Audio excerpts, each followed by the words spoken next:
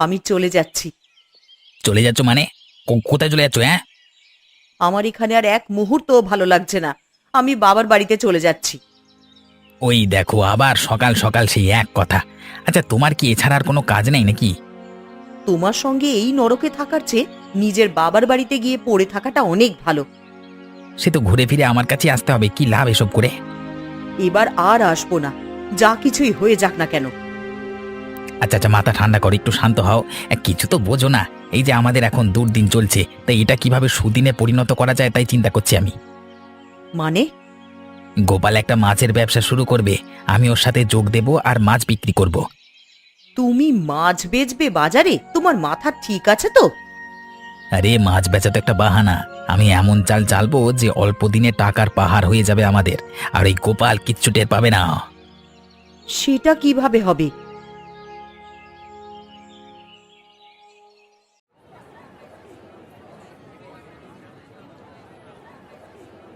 কি গোপাল, কেমন চলছে তোমার ব্যবসার প্রথম দিন? হ্যাঁ, আপনার আশীর্বাদে ভালোই চলছে বাবু। সকাল থেকে 700 টাকার মাছ বিক্রি করেছি। বাহ বাহ বাহ বাহ বাহ, খুব ভালো। খগেন আসেনি তোমার সঙ্গে? খগেন? কই না তো। ও কেন আসবে আমার সঙ্গে? ও তো বলেছিল ও তোমার সঙ্গে কথা বলবে, তোমার এই ব্যবসায় তোমার সঙ্গে যোগ দেওয়ার কথা বললো যেন। কই আমাকে তো এই বিষয়ে কিছু বলেনি বাবু। প্রণাম বাবু। আরে খগেন, আমরা এখন তোমার ব্যাপারেই কথা বলছিলাম তো। ভাবলাম আপনার উপস্থিতিতেই দাদার সঙ্গে কথাটা বলবো, তাই আর কি। কি বিষয়ে বলবি ভাই? দাদা বলছিলাম কি, আমারও তো সংসারে টানাপোড়েন চলছে, তুমি সবই জানো। যদি এই ব্যবসায় আমাকেও অংশীদার করো আর কি, মানে তাই। হ্যাঁ, তুই আমার সঙ্গে এই ব্যবসায় যোগ দিবি, এর চেয়ে ভালো আর কিছু হতেই পারে না। গোপাল, তুমি ঝিল থেকে মাছ তুলে দিলে খগেন তা বাজারে নিয়ে আসবে, আর এভাবেই কাজ অনেক সহজ হয়ে যাবে। হ্যাঁ রে, ঝিল থেকে বাজারে মাছ, হ্যাঁ, আমার পথে হবে আসল খেলা।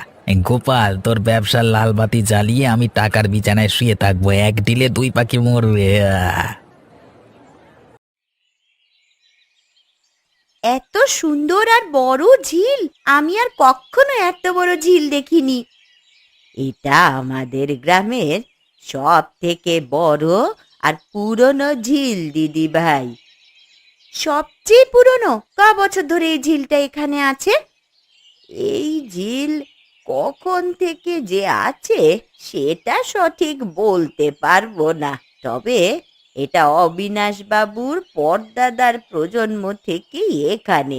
তার মানে আনুমানিক 150 বছর ধরে এই ঝিল এখানে বয়ে যাচ্ছে। 150 বছর? হ্যাঁ গো দিদি ভাই। ঠাকুমা, ওই যে দেখো, ওই পেছনের দিকটা কেমন চিকচিক করছে। কোথায়? তাই তো মনে হচ্ছে কোনো কিছু জ্বলছে ওখানে। চল তো গিয়ে দেখি। আমার খুব ভয় করছে ঠাকুমা। ভয় পাওয়ার কিছু নেই, আমি তো আছি সাথে, চল।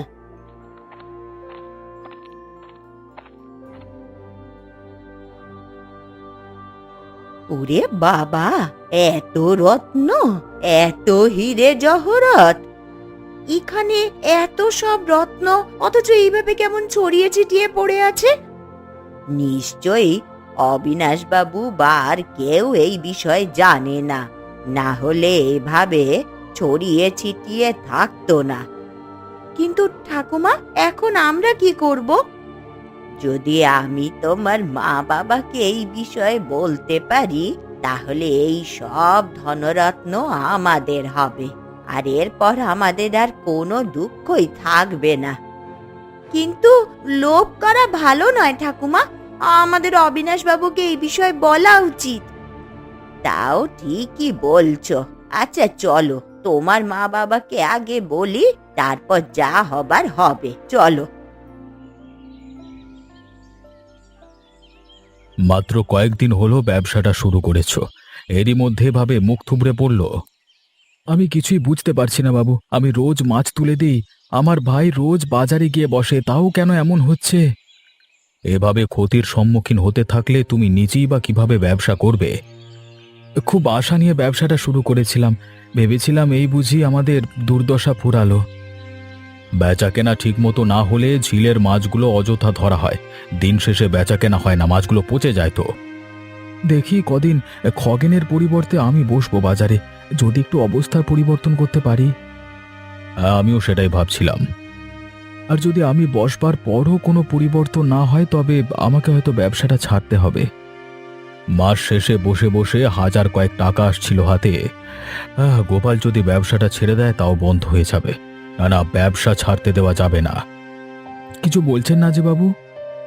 ও মানে ব্যবসা ছাড়বার কথা বলছো কেন? এত সহজে হার মানতে নেই গোপাল, চেষ্টা করতে থাকো।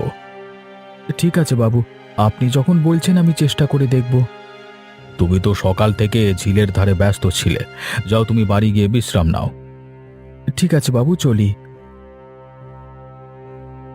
গোপালের লাভ হোক বা না হোক, কিছুতেই ব্যবসা ছাড়তে দেওয়া যাবে না, না হয় আমার সোনার ডিম দেওয়া মুরগি হাতছাড়া হয়ে যাবে।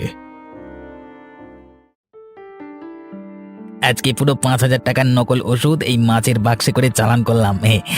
এখন এই গোপালকে 2 থেকে 300 টাকা দিয়ে বলবো মাছ বিক্রি হয়নি। আরে খগেন না, খগেন বাবা, কোথায় যাচ্ছিস রে তুই? আমি তো বাজার থেকে সবে বাড়ি ফিরছি, তো তোমরা এই সময় এখানে? হ্যাঁ। পূজা দিদি ভাই জেদ করছিল ওই অবিনাশ বাবুর পুরনো ঝিলটা দেখতে যাবে। ও বেশ, তো চলো তবে একসাথে বাড়ি ফিরি। ঠাকুমা, খগেন কাকুও তো অবিনাশ বাবুর কাছেই কাজ করে, ওকে বলো না ওই গুহার কথাটা। গুহা? কোন গুহা?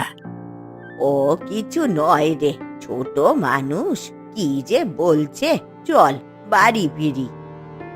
কি লোকাতে চাইছো আমার কাছ থেকে, সত্যি করে বলো তোমা। বলো কি মা, এই ধনরত্নে ভরা গুহা কিভাবে দেখলে? সব বলবো, আগে চল তো গোপাল আর লতাকে খবরটা দিয়ে গিয়ে। এই গোপালকে জানালে ও সততা দেখিয়ে অবিনাশ বাবুকে বলবে, আরে আমি হতে দেব না, ওই সব রত্ন আমার চাই। কি রে, দাঁড়িয়ে দাঁড়িয়ে কি ভাবছিস তখন থেকে? চল। ঠিক আছে, এই গোপাল দাদাকে আমরা সব বলবো, কিন্তু তোমরা যে সত্য বলছো আমি মানবো কি করে? দেখো কাণ্ড, তোকে কেন এত বড় ব্যাপারে মিথ্যে বলবো বলতো? না, মুখের কথায় আমি মানবো না। চলো আগে আমি নিজের চোখে দেখবো, তারপর এসে গোপাল দাদাকে সব বলবো। ধুর, ঘাট হয়েছে আমার এই ছেলেকে বলা। চল দেখবি, চল।